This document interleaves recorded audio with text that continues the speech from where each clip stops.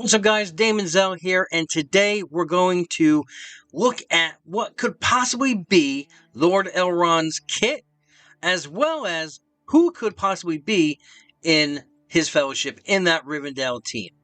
Let's talk about it.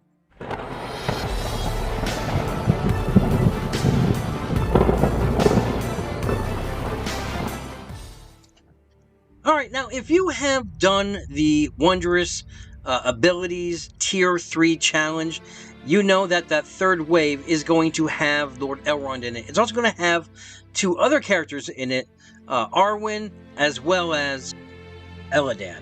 So let's look at their kit from this adventure. Now, don't shoot me, don't shoot the messenger. I don't know if these kits that these characters have currently in that challenge is what's going to transcribe in-game when they become playable characters, when we unlock Elrond. I don't know, but let's see what we're working with, what the computer's working with against us. So let's go right down the list here. His first basic is the Ageless Wisdom. Now, what that's going to do is it's going to attack the target for 110% damage, as well as it's going to grant regeneration for 2 turns to the most wounded squad member. Now, obviously, these are worked up. These are not going to be how it's going to be as soon as you unlock the character. You are going to have to pump up these abilities to get all of this. But yeah, it's a pretty solid basic if you think about it. It's going to be a regeneration for 2 turns on your most wounded, so a lot of healing going to be coming in that way. His special is Viliana's Light, and that's going to heal all squad members for 1,000 health and 15% of his max health. Now, obviously, I am horrible at math here, and they don't have the specific amount here. It says, you know, it's going to grant the stamina to the elf ally. It's going to be percentage. So, without the math portion of this, he's basically going to grant stamina to an elf ally as well as another random ally. And right here, this is the one that's getting everyone excited, myself included. It's going to revive a dead ally with 30% of their max health. Now, if that ally is an elf, it's going to revive them with 50% of their max health instead. That does seem very powerful. It's going to change the meta completely in Arena. And then moving right to his ultimate, which is the Wrath of Rivendell. And if you have done this adventure, or you fought him in the campaign, or with him in the campaign, you know the animation, the glowing eyes, the tidal wave that floods over your team or the enemy team, depending on which side he's on. Well, what that AoE does is it's going to attack every enemy, or all enemies, for 160% damage, and it's going to dispel 1 boon from all enemies. Also, if they are shadow target, they are going to receive 180 damage percent-wise instead of 160%.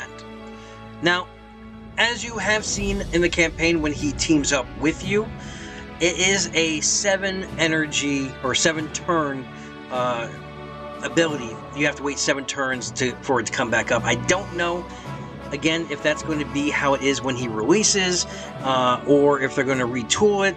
We don't even know if these abilities are what's going to be in the game, but we won't, we'll have to rock with this until they give us that information. Now, his passive is the Lord of Rivendell, and on turn, it's going to heal the most wounded squad member for 5% of his max health, and it's going to grant a chance to grant stacks of counterattack. And if the ally was Aloran, or Elladan, or Arwen, it's going to heal them, because those are his children, for a percent of this character's health, also granting them protection for 1 turn. Now, also, it says in here that the first time that this character drops below 40% health, he's going to gain a stack of Unbreakable for each of the following allies still alive: Arwen, Elladan, and Aroher. I know I'm probably butchering that name, so do bear with me. And if you're not familiar what Unbreakable is, it means that the affected character will be left with a max health of 1 if they are dealt with a killing blow.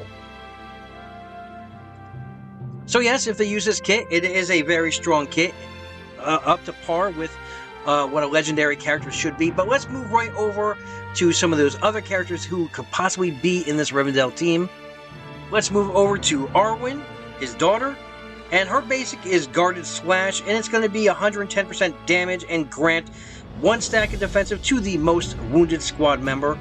Her special is the Deadly Duet, where it's going to attack the target for 155% damage, and if Strider is an ally, instead attack together 5 times for 41% damage per hit. Now this attack also ignores 100% of the target's armor and grant deadly for 1 turn to the ally with the highest damage. So yeah, that's going to hurt a lot. So does that mean Strider is going to be part of this team, or could he just be a character that you can plug and play into it? So let's move right over to the ultimate, which is the Evening Star. And that's going to allow you to flip 2 Banes into boons for the 3 squad members with the most Banes on them. So it's going to grant 1 stack of regeneration for 1 turn to all squad members below 50% health, and grant immunity for 1 turn to all elf squad members. So they won't be able to get any more Banes thrown upon them. So yeah, pretty strong kit there. Let's see what her passive is. And that passive is the Light of Rivendell, where on spawn, you're going to gain 3 stacks of charge, and if Elrond is an ally, you're going to gain 4 stacks. If an ally drops below 50% health, lose 1 stack of charge to grant that ally 1 stack of Nimble. That's that evade. And you're also going to gain 10% evasion if Strider is an ally. Instead, you're going to gain 15%. So yes, it looks like Strider is going to be an important part if you're going to use this, definitely for arena purposes. So let's move on to that 3rd character that we see here, his other son, Elladan, which is a tank. Now his basic is the Baleful Spear, and it's going to attack the target for 130% damage, and it has a 75% chance to inflict Weaken for 1 turn. The special is Ancient Skill, and it's going to attack the target for 200% damage and gain 1 stack of defensive, and if Aroher is an ally, instead you're going to attack that target 2 times for 115% damage per hit, and you're also going to call Aroher over to assist. So it's kind of like the pairing of Uglok and Malheur, how they double team on attacks in both their kits. When we're going to pull up his kit, we're going to see that same thing. And the ultimate is the Pride of Amaldris. Sorry if I got that one wrong too, but... And what this is going to do, it's going to gain 3 stacks of Provoke and 1 stack of Nimble. You're going to gain 1 stack of Regeneration for 1 turn as well.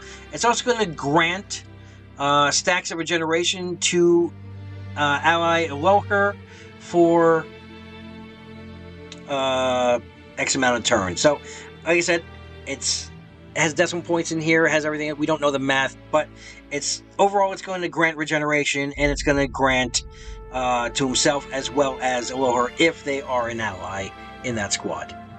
And that's going to leave us with his passive, which is a great tank passive. The Shield of Rivendell, where it's going to gain 5% armor and 5% max health, and when an enemy attacks Aroher, a 50% chance to retaliate against that enemy. So, all in all, a very strong kit. So these 3 characters plus Strider is already making a very deadly team for Arena. And because he was mentioned in Elladan's kit, we are going to look at Aroher here. Sorry, I can't pronounce these names sometimes. But let's look at his kit. His basic is Hunter's Aim, and what that's going to do is it's going to attack the target for 100% damage and 5% additional damage per boon on himself. So with gaining all those regenerations, possibly the Nimbles, defensive, all these things, he's going to be dealing out quite a bit of damage. Now, when you level this up, he's going to get additional damage per boon. He's going to get overall additional damage. It's going to be a very, very strong basic. His special is it's going to attack the enemy target for 120% damage and inflict Expose for 1 turn. So that's your defense down. And as you raise it up, you're going to get Might, you're going to get more damage, and you're also going to get Exposed duration when you bring it up all the way. The ultimate, looks like it's going to take 1 turn to launch that, is the Elven Vengeance.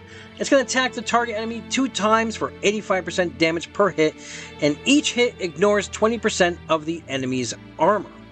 So, when you level this up, you're also going to gain stealth for a turn if you have a boon on you, and you're going to gain 10% damage as you level up each time per hit, all the way up, and then you're going to ignore additional 10% of the enemy's armor once you max it out, so 30% of the enemy's armor altogether.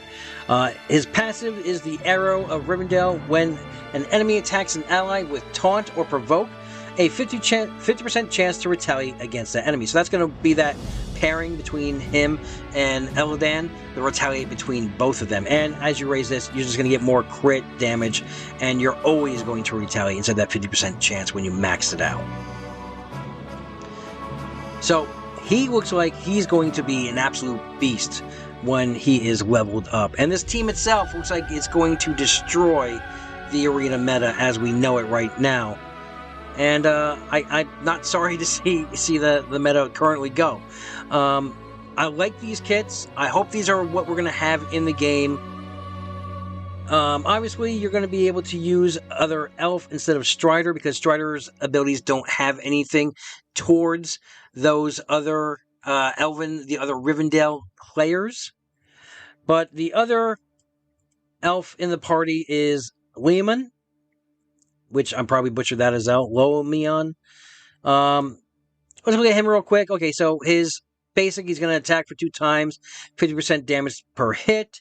It's just going to raise your damage per hit. He's going to gain might, 50% chance, and then always.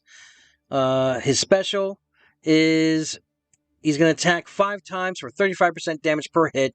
His attack has 5% crit chance per boon on himself.